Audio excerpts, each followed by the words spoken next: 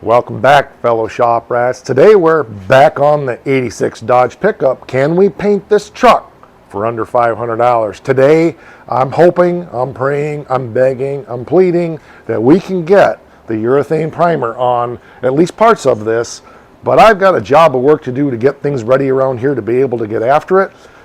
The weather is clear today, even though we got a bunch of snow, so I can get the Oakland out of here to create some room. I got to get the door, so I just got stuff. Well, that's the thing about around here. You're always adjusting and changing your plan. Opened up the overhead door, and there's the big traditional barn doors. They're frozen solid. Plan B, we're going to cover the Oakland, and then continue on with what we're doing. This is My Cars Shop. Need to be able to access this fender. I want to do that door jamb, the windshield frame, that kind of stuff. I got the Oakland, well, I thought I had it covered up. I'll get that in a minute. And I'll explain a couple things about covering here in just a second. I got the doors laid out so I can get primer on them. Haven't looked at these in a while. There's a little bit of imperfections in there, but it's not bad. I have to, did I shoot 2K on these? I don't remember. You guys will have to tell me. I don't remember, actually. This door's good. But there's a little bit of stuff in here, and I don't remember if I shot the not the 2K, the poly. I'll block them both just a little bit, just to get them ready. This fender's ready to be primed, and this door jamb is close. I got a little touch-up to do there, around on that. What I'm thinking maybe, since this is just primer, I may just like mask this off, just feather edge mask this, because I'm not ready back here yet, but I want to get primer on this part, all the visible parts like this, so that we can block that out. The back of the cab and all that stuff, we're only going to have to shoot once, and it'll be ready to paint for the most part. The fenders we may have to block out and shoot again, and with the weather the way it is and the shop being unheated most of the time, and the doors of course, we really need to have this stuff curing for a couple of weeks before we shoot the paint on it.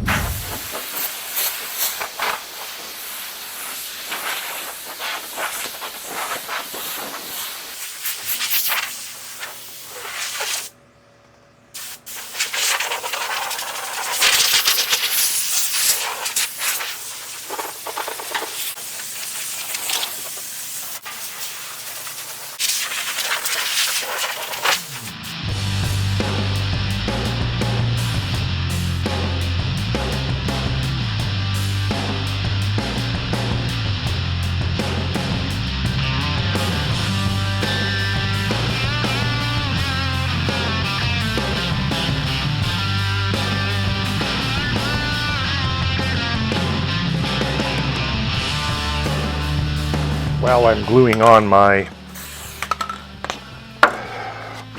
sandpaper, which is a 320 grit, I'll just say that channel viewer Terry had asked many times about why I haven't done certain things. So I want to answer that question right now. He's only been waiting a couple months. So the main thing that I was focusing on before was getting the low spots, high spots, all that stuff straightened out, any of the rust. When I pulled these off, I didn't bother because I knew it was going to take me 30 seconds with a DA to hit that, sand that up, that'll be ready for primer. Same thing across that windshield frame. It's just a matter of going over it with the DA, getting the rust off of it, and it's ready to go.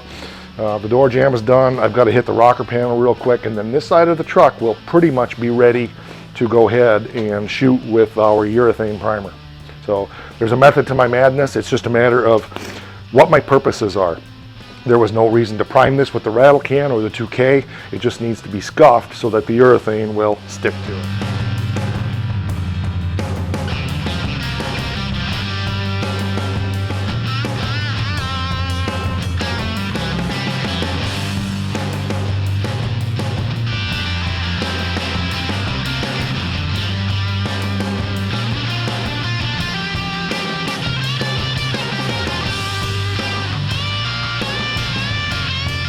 We're all set down there now. I DA'd that. I DA'd down some other spots on the fender. I did the channel all the way up and around, and then it was a little rustier up in here than the DA would handle with 320. So I ended up getting out some 36 or 80, I don't remember, and sanding that down about a little over halfway, and then hit it with a little etch prime. That'll have plenty of time to dry because it's such a small amount. And my focus really is not going to necessarily be to hit that anyway. That may just be some overspray. Oh, that's just, okay, I thought there was a hole there. I don't think it is. I think it's just some black showing through from that pour 15. So we'll patch that up a little bit more there with a little primer, just so that we're sure that everything sticks there. Somebody else was asking, I don't remember who it was, about the seam in here. It's good except for one little spot on the other side, so it doesn't need to be re-seamed in here at all. It's in real good shape. So I'm happy with that. I don't have to take time to clean all that junk out of there. There's no rust up there.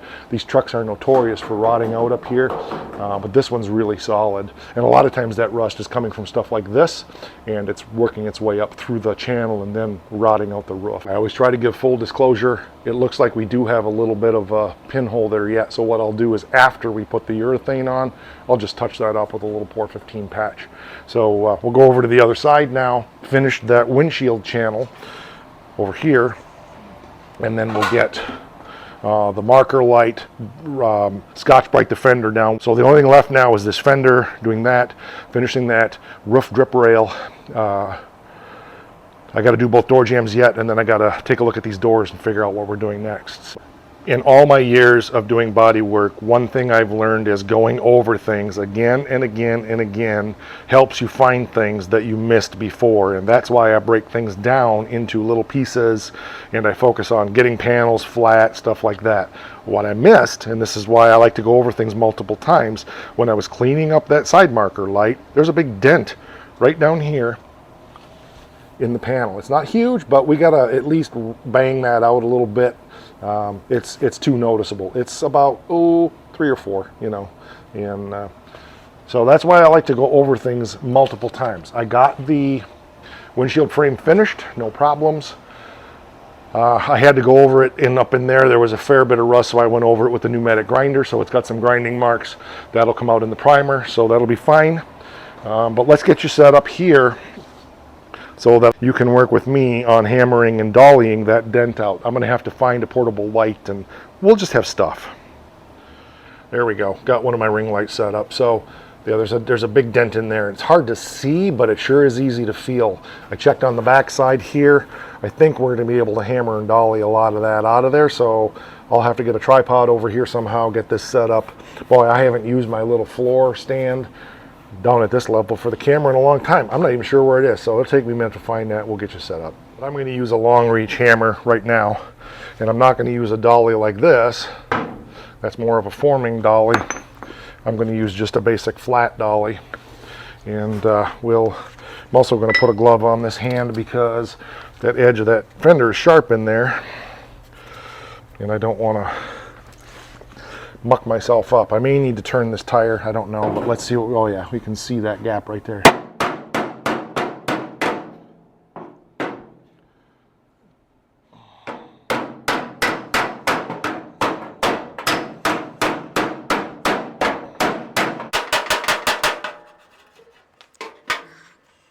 Okay, I'm not quite hitting on the dent. Let's come this way. Yeah, maybe.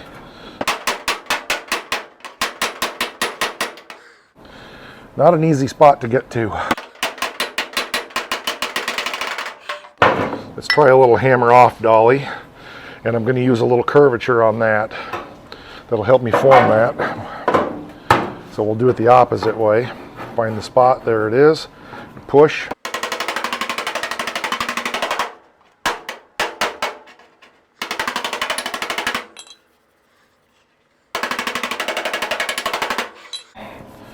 Not bad. We're down to, if you can hear me, about 3/16 of an inch, except for right in the middle. And I think the only way we're going to get that is to drive it from the other side.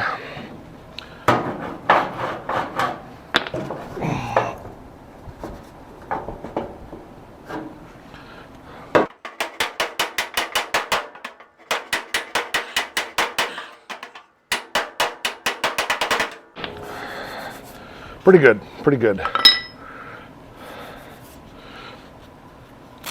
That little crease, I'm going to see if I can pop that out with some heat. I got a little high spot there because it's really hard to find that. If this was a show quality vehicle, I would have taken this fender off anyway, and we would have hammered and dollied that with the fender upside down, and I could have get it out 100%. But I think with some heat, I'm probably going to be able to pop most of that. We're down to about, I would say, probably a 1/16 of an inch. So it's I can live with it, but I think I can get a bit more of it out of there.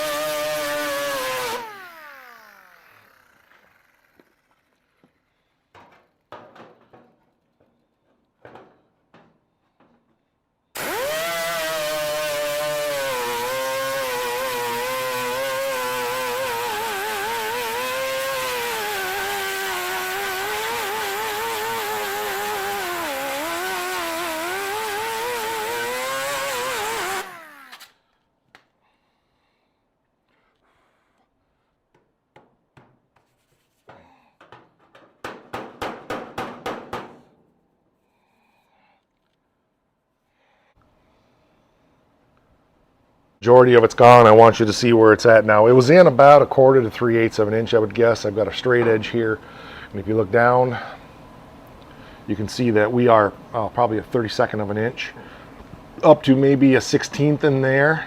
I'm going to work on that up there just a little teeny bit more, but we are basically more than livable. I just got to rough it up better. I really ground it in there with the heat to pop that center out, so it's really close. Obviously you can still feel it, but it's pretty good. So let me just work this a little bit more, and I'll bring you back and show you what I did. The majority of it's gone. So where, it's really hard to tell. It is 32nd of an inch, maybe a 1/16 in a couple spots, but you can see how much smaller our bullseye of the paint is now than it was. There's a problem, and that is there's a brace that comes across literally right here. So I can't really work that the way I want to. I've actually hammered it out just a little bit right there, so I got to dolly that back in. It's got a little teeny high spot right there now. That'll be, and what I'll do, I'll put the hammer on the back side of that right there, the small head. I'll push really hard on that dimple, and then I'll take another hammer and I'll tap this and try to push that out a little bit more as I'm moving this in. That should flatten that out even more. Got to find my other hammer. There it is. Okay, and which hammer do I want? Probably this one. Okay, small head, back behind here, find my little dimple, it's right there, push, push.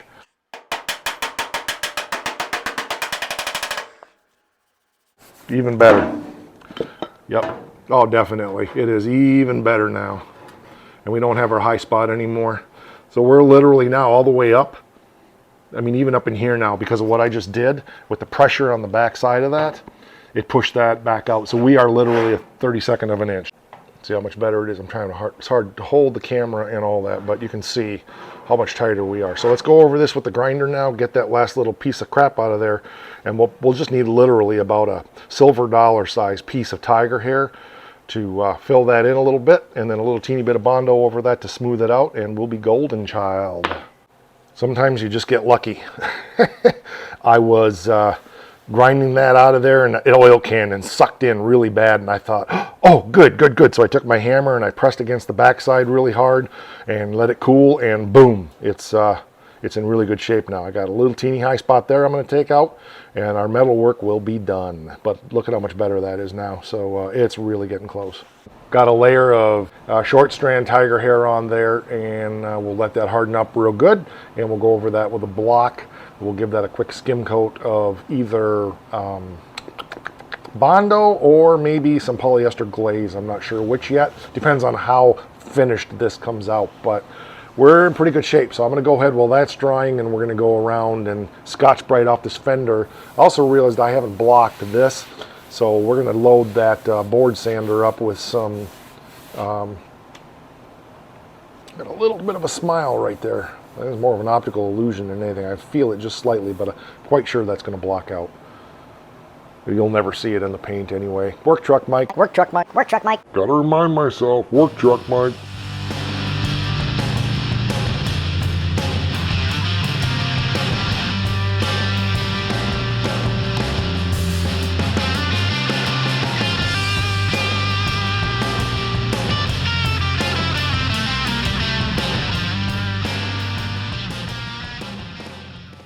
You'll notice that I went over it with the pneumatic grinder. There was a couple of little deep pits I'm going to go over this with a little Bondo anyway, so I just wanted to make sure that there was no tiger hair that wasn't touched with some kind of roughage, so to speak, so that it would stick, because there could be impurities or uncured tiger hair or stuff. So I got one more spot right there I want to do, but that's why I hit that with the grinder. Oh, I got a spot there I got to grind off also.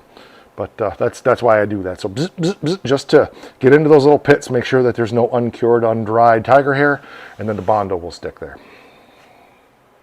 Bondoed up, should block out fine. And so I'm going to get my air board and get some probably 80 grit on it to start and hammer this out real quick, because this is untouched poly primer, and then we'll be one step closer, and of course we'll go ahead and Scotch Brite all of this down as well.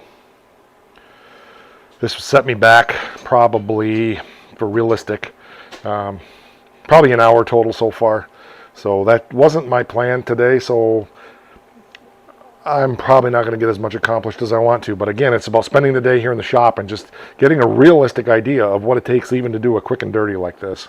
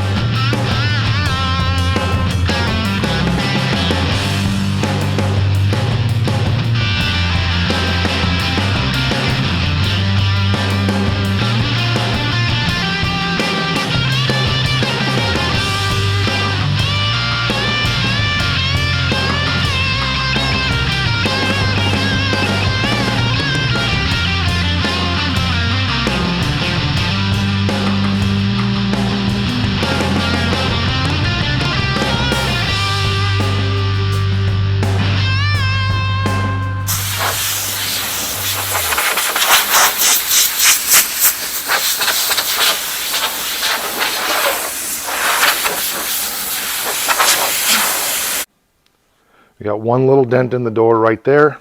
Everything else for the most part is blocked out.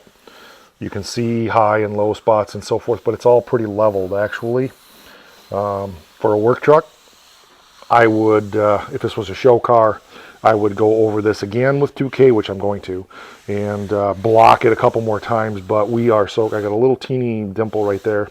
And all I'm going to do on this is so minor, I'm just going to use a little polyester glaze on that, fill it in real quick, and then when we hit this with primer again, all of this is going to level out really nice. So looking good. Glazed here, you'll notice I kind of put the body line in. This stuff is very soft, so it won't take much to sand that out. But the body line was just a little bit wonky, so I went ahead and just built it up to the body line, and then I can block it this way and get that body line where it belongs. Rest of it feels good. There was a little teeny divot right there, so I filled that in. So I need to go and do the top of the door in here probably. There's a big dent right in there where the mirror is, but there's going to be a mirror going back on there, so I'm not going to worry about that. This one's kind of the same way actually. The mirror just smushed it, so hopefully the mirrors that go back on here are the same type of mirrors, and that's not going to be visible, but I'll talk with him about it, but I'm sure he'll be fine with it. I'm quite sure that he has another truck that has a good set of mirrors that he'll probably put on here. If I remember right, these are the mirrors that have the great big chrome cover. Matter of fact, I probably have a set. I have to look. I might have a set for it too if he doesn't, but I'm pretty sure he does. I'm not doing the mirror test or anything, but you can see we got a few little spots here. That spot there you can't feel at all. This one here you can. So I don't think, yeah, it's got a low spot there, so I'm going to go ahead and just scuff that up a little bit. See if I can get that in there. Yeah. So we got it's got a little like this in there. So what I'm going to do is scuff that up with some like 40 grit, and then we'll put a little teeny bit of glaze in there, and that'll take care of that. That one doesn't need anything. That's going to fill just fine. I could block that one out. There's minor imperfections in this door. but it feels great. Bottom of the door is good. I haven't checked up here yet. Yeah, there's a little wow there, but it's not bad. None of this is going to matter. Of course, there's the typical right there that I was talking about. So, okay, let's get this one spot fixed, and then we'll go over there and get that sanded up as well. Turned out nice. It's level now, even though it looks like we have high spots. We don't. I mean, we do, but we don't. It's a few mil. You can feel it, but it's because the metal has a different, metal is slipperier basically than the primer. So it's just a couple mil. That hole is filled up there now. And the beautiful thing here, I just came as I was hand sanding it a little bit to get ready to put the glaze on there, and this disappeared. So I went back and boarded it out. It's gone. So this door is respectable. There's a few mils of variances in it, but for what this is, especially on a white truck, and he's even talking about putting logos on this. So I think that's good for what we're doing here. A couple things I'll flip you around here to talk about. There's definitely nothing clean about bodywork. You'll notice I'm doing everything with my air sander. If I was doing more show quality work, I would do 2 layers like this with the air sander, and then I would be using maybe like a soft block like this, or I have a hard block hand wood thing with a metal pad, blah blah blah, that you do it by hand, and you can get much flatter with that, especially since my air board, this thing is ancient, and the pad on the bottom of it is shot. I got to find a new pad for it. So if you guys know where you can get new airboard pad, I've got some truck bed tape stuff, but it's too thick, and I need something that's got harder rubber. I'm sure I can find something, but I thought I'd ask you guys if you know. Drop it down there in the comments. That'll be great. So our next step here is we need to take and spin these doors around so I can get at sanding the other side of these doors, because this side is pretty well done. I'm going to hit this bare metal spots with a little etch prime, and then we'll get them spun around. Another thing that I wanted to mention, so let's talk about the layers again. Remember, we started out with just blocking out the paint and primer that was on there, and then I touched up the bare spots with etching primer to bite into the metal. Then on the doors, I don't think I used the polyester primer. I just hit those with 2K, a high build 2K. And now we've gone over and blocked that, and we'll hit that again with another layer of high build 2K. We'll put it on pretty heavy. Block it one more time. That's the whole point of high build primer. Never use it as a substitute for Bondo. That's not the point. If you've got something that's more than just a minor imperfection, then you're going to want to use a glaze or grind it down and put Bondo in it. But, and I say Bondo generically, I use Evercoat products, as you've seen me talk about on the channel before. Not because I think they're so great, it's just what I have available, and I've always had good luck with them. I'm sure there's other brand products that are just as good. So anyway, we'll go over this with the 2K again, and then we'll block it one more time, and hopefully it'll be ready to paint. We won't have to do it again. We'll do it with the airboard. I won't do it by hand, as I said. If I was taken to a show quality job, I would quick do it with the airboard, and then go over it with a hand block, the board sanders as long as my airboard, and then I would prime it one more time and go over it and block it one more time. And the grits that I would be using would be 80 grit, 180 grit, 220, and then the final would be probably 320, and then I might go as far as 400. Depends on what I'm painting. The thicker and heavier the paint and the less shrinkage there is in the paint, you don't really have to necessarily go over 320, but if you really want a premium job, you could even go up as high as 600. You don't want to go too much because you want your top coats to be able to bite. So I've heard guys say, oh, you need to sand that out with 800 to 1000 grit. I'm not a big fan of that. 400 to 600 has always been where I've gone, and it seems to work out pretty well. But I'm old school. I mean, back from the days in painting lacquer. So way back in the 80s when I started this, we used lacquer for show quality. Base coat, clear coat really was not I mean, it was a thing, but it just wasn't a thing back then. The reality of being in the body shop by yourself, you get the joy of picking stuff like this up and moving it around, trying to stay out of the wet paint. Oh yeah, we still got to do the inside of these doors, don't we? Well, we're just going to paint those. We're not going to prime those, so that'll be fine. They are what they are. We just want the color. Okay. Oh, right in the wet paint. See how it is? I was just telling Just Mopar Joe that today's been one of those days of also setting stuff down in the shop, turning around, and it's gone. I think I know why.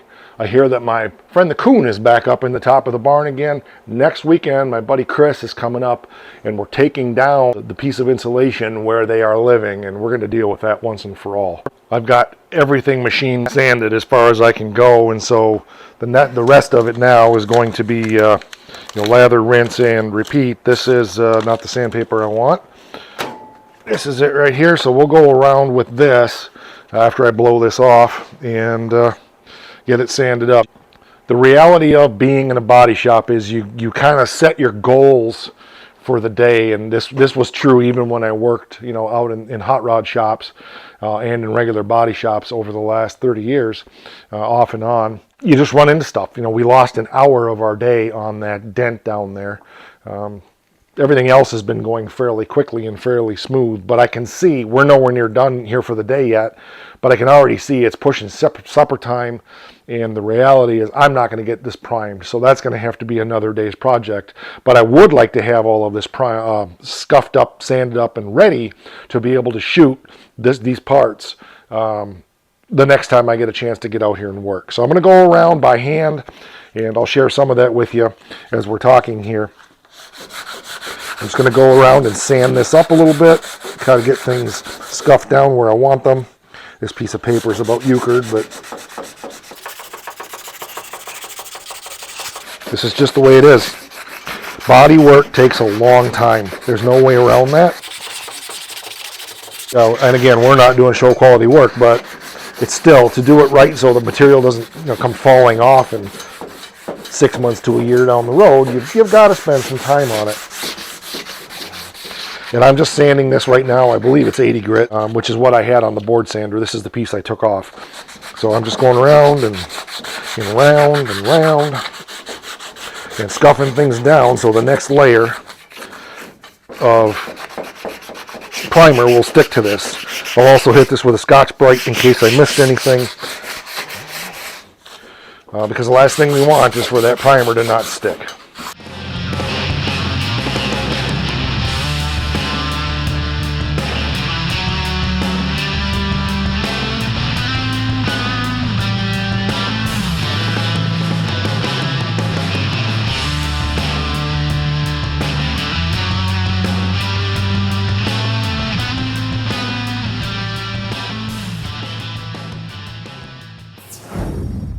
Got all the bare metal touched up again.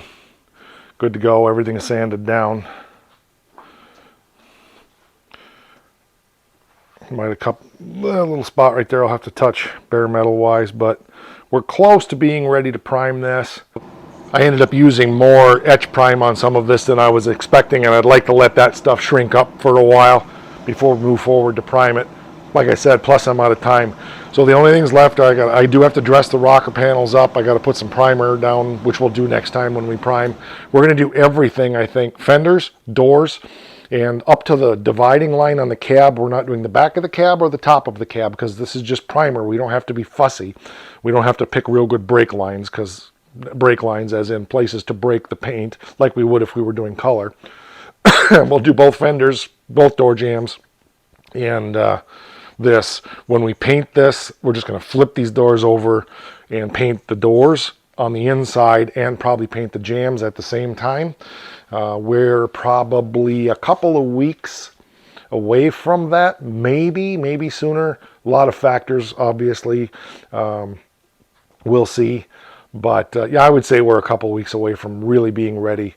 One of the realities, people don't understand why paint jobs cost so much money. Your average body shop rate in this area is, $80 to $120 an hour, maybe. $135 an hour. I would guess in other parts of the country that's cheap. We had, let's say, 6 hours into this today. So let's say $100 an hour. All told, in this job, we have probably, with what I've done on these doors, what I've done on the truck so far, 40 hours. Can you do the math? Can you see why? And this is a quick paint job. Can you see why paint jobs are so much money? If we have $4,000 in labor, I'm not saying that I'm charging that. I'm just saying if this was a body shop and we were charging for $100 an hour, 40 hours into this, we're going to have 100 hours into this. By the time we're done, that's 10 grand plus materials. Normal paint materials, you'd have $2,000, $3,000, $4,000 depending. That doesn't include any real serious fabrication work or parts replacement. There's no disassembly we're doing on a normal paint job. We probably would be doing some disassembly. It's pretty tough to get a car painted for less than 20 grand these days. Even just a normal paint job, not including a show job. So that's just the reality of the world. And so drop in your experience down there. I hear guys complaining all the time. Well, bodies, they just charge too much.